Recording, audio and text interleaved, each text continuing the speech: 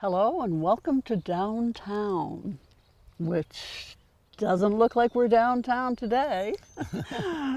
I'm your host, Robbie Haig, and today we are at the Tidmarsh farm in Manomet. And I am speaking with Gloriana Davenport, who is the president of the Living Observatory and trustee of the Tidmarsh farm. Welcome, and thank you for your time. This is absolutely beautiful. Well, it was great the other day to have you and a whole bunch of your pals walk the site. We didn't get quite this far, but it's I can't say an oasis. It's like I never knew this existed. Well, it was very flat cranberry fields. So cranberry. It was all cranberry. Yep, it was on this side we did 130 acres of cranberries, 132 acres if you actually really count them all up. And on Tidmarsh West, which is the farm that's across Beaver Dam Road, we did another 45 acres of cranberries. So this was really a working farm on this side until 2010. And the other side was a working farm with a harvest until 2015. How long did you have the farm? Evan, my husband, Evan Schulman, purchased the two farms, Tidmarsh West in 1982 and this side in 1984. Oh. And together, one year we did about 1% of Ocean Spray's crop. So really, it was a significant number. It's hard to imagine what it looked like then, but these fields were absolutely flat. This was a 14-acre bog. There were two very large concrete spillways over here, which took the water either to the east side of these bogs or to this portion. This river, the way it appears now, didn't exist, but you can see that much water did exist because that's from the headwaters. So it really looked very, very different. This was a reservoir. All of our grandchildren learned to swim here. And many other members of the community fished this reservoir or swam in this reservoir. So there were a lot of decisions that had to be made when we decided to take this land out of cranberry production. So why did you make that decision?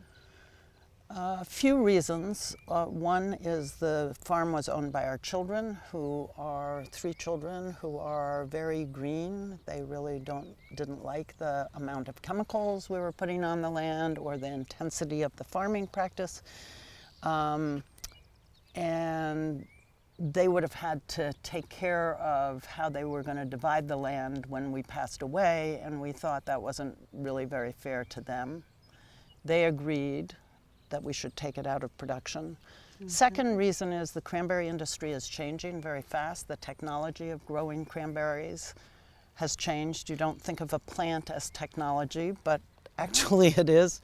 So they now have cultivars that produce 4 to 5 times as much as the vines that we grew here.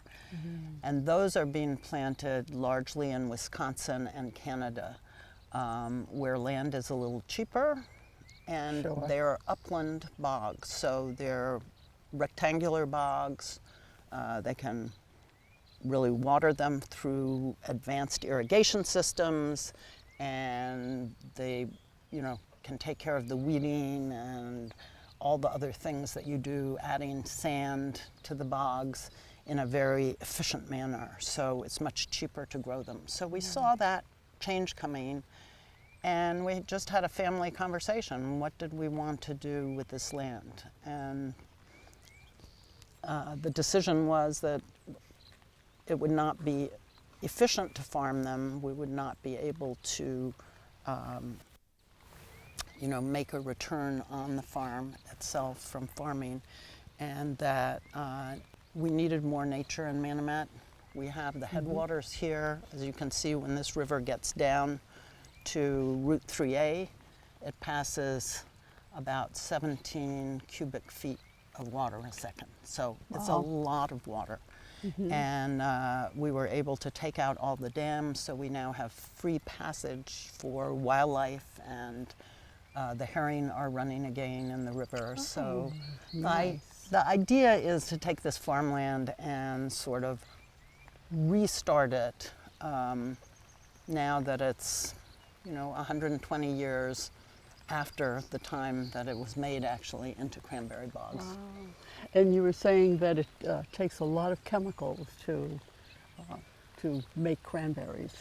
I think farmers are very careful about the environment. They're very aware of applications that they're putting on the crop, but they still have to fertilize the crop, and they have to protect against, they use herbicides to keep the weed growth down, and they use pesticides because otherwise the crop would be wiped out by a single type of bug. So, Amazing. Yeah. Amazing. So, the food web, if it's not a naturalized food web, it will be a specialized food web, and there's specialized food web on cranberry farms. Wow. Yeah.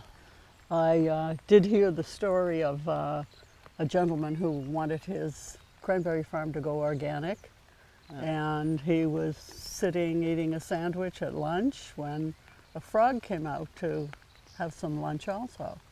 And as he threw a crumb, another frog and another and another, we don't realize that all of the pesticides and destroy the bugs, and there was no food for the Correct. the frogs. I mean, I So think we it all will- love frogs.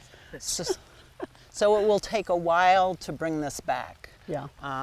We have Living Observatory is a collaborative of different scientists and engineers and artists who wanted to work on this land and help us study what happens when you do a restoration. And so they're looking actually at how quickly the soils form. How does the microbial interaction in the soil come back? And what about the macroinvertebrates in the stream? How quickly do they come back? And of course, these are things that will move around the landscape with birds and other creatures that eat, that are part of the food web, or they have the capacity to fly, and so they'll fly to a new habitat. So we tried to make a very diverse habitat to welcome them, but you still have to have time, father time, to allow these bugs to move around, or insects, or animals even. I mean, we have some typical, we have deer, we have coyote, we have muskrats, we've seen river otter here. So we're starting to get more diversity in the larger animals as well. The hawks love this. They're on any given day you'll see heron and osprey and And what are these little birds behind us here having a fun time on the river? I think that they are not so good on my birds, but I think that some of these are some swallows, but there are also some sandpipers we saw earlier that were just there, over there. Right, Those they're little the birds that are tiniest little sitting on things. top of the algae, just picking away. I Yeah. believe that those are solitary sandpipers. So Very good. Nice. Yeah. So I do remember a couple of years ago, your project here was to divert the stream of the river. You were looking for large trees. wood. Yes. Yes. So that wasn't so much to divert the stream of the river, although those can help. If you have the root ball on the large wood, it can help make the bend in the bank when you're cutting a new stream channel like we did there. But it's mostly we collected about 3,000 pieces of wood, of large wood, and it's spread across, like you can just see it here, just spread across the landscape. And what it does is it provides habitat for different kinds of critters, maybe a mouse or a vole or a mole that doesn't want a hawk to find them, Okay. before this becomes forested. So again, in the river, it's Okay. also providing diverse habitat. It's little nooks and crannies that things can attach to. And this will become forested. This will, much of it will become forested. As you can see, there's some red maples out there. There are also a lot of Atlantic white cedar. We grew and planted about 7,000 Atlantic white cedar. Wow. And And why the Atlantic white cedar? Atlantic white cedar is not an endangered species per se along the coast of, it sort of is most often found along the coast of the Atlantic states. But having that habitat, so having a place where you have forest of Atlantic white cedar, that's a rare habitat. And this probably was many years ago, or at least part of this landscape, was Atlantic white cedar. When we drained the reservoir, we saw some stumps, and when we did the microtopography on the east side, we went through some areas that just had large wood buried, had been cut and buried as they started to make the cranberry field. Yeah. So we were very lucky on this project, I think, that we found Alex Hackman from the Division of Ecological Restoration. And we were very lucky in the early years that we had the example of Eel River, which is the first cranberry farm wetland restoration that was ever done in Massachusetts. And it's just in the next watershed over. So we had an example, as owners of a property, we had an example of a restoration that was in the making. We were actually there when the big excavators were on the ground. And then we had a wonderful leader, project manager from the state who is specializing in this type of what he calls process-based restoration. So, in this process of getting back to nature, Yeah. the Audubon Society became interested? Right. So after the first step was we went to the USDA, which is your Department of Agriculture. They have a division,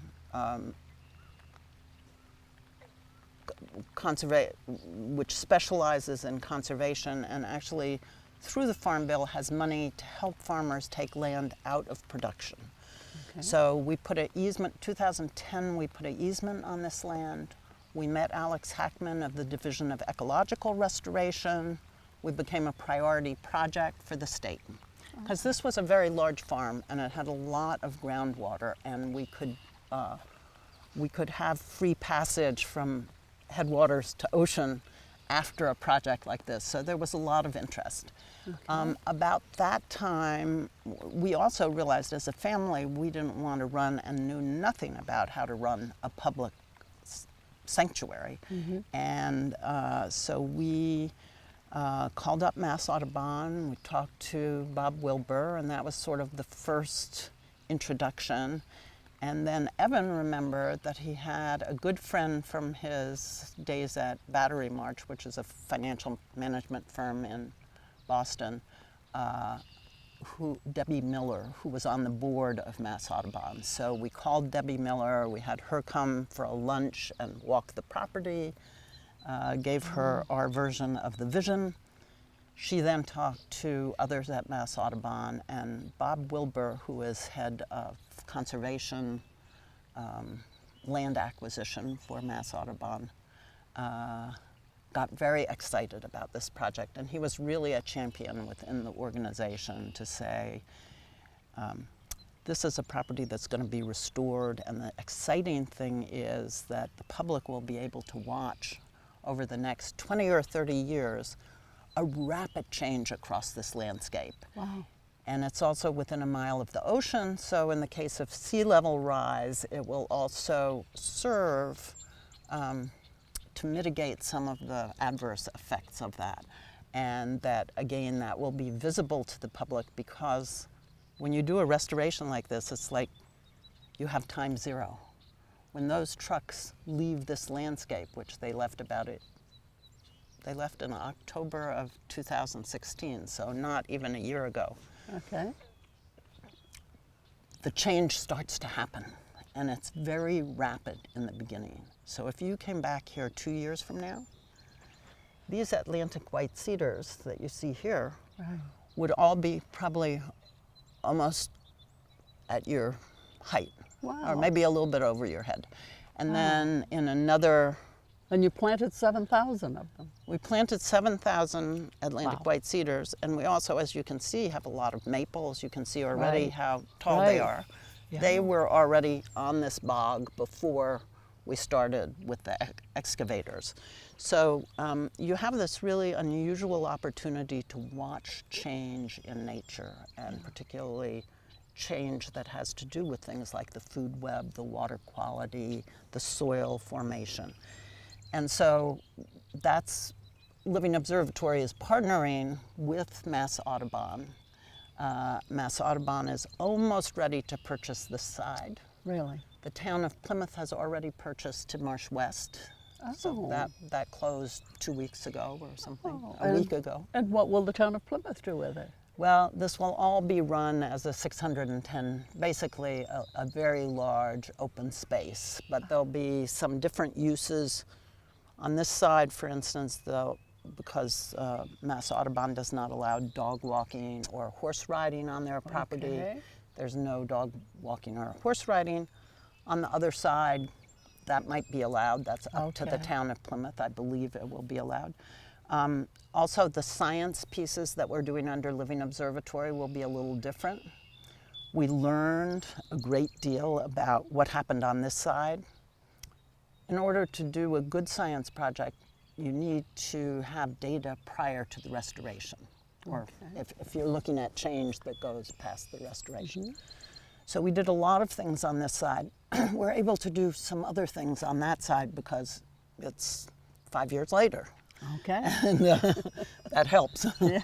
So we learn as we go along, and the community of this type of restoration is pretty small, and we discuss what the findings are. And many of those findings will help Mass Audubon develop curriculum materials for the school or materials for tours of the property. So it's sort of, a lot of it is pretty fundamental science. And so have you been working with MIT on this project? I have. So I taught, as you know, at MIT for 30 years. Some people ask me what I taught. Movie making and computing. And when I 30 years ago, started, well, I was there for 30 years. Yeah. So when I started this project, I was very interested in ecology, but I knew changing your academic specialty is very difficult. So, because I don't have a PhD in any of this, I don't have a PhD. But so I went to my good friend Joe Paradiso, who was a colleague at MIT Media Lab, and we started to talk about his sensor networks, which I had seen. You have a little spider right there, gone away. Okay.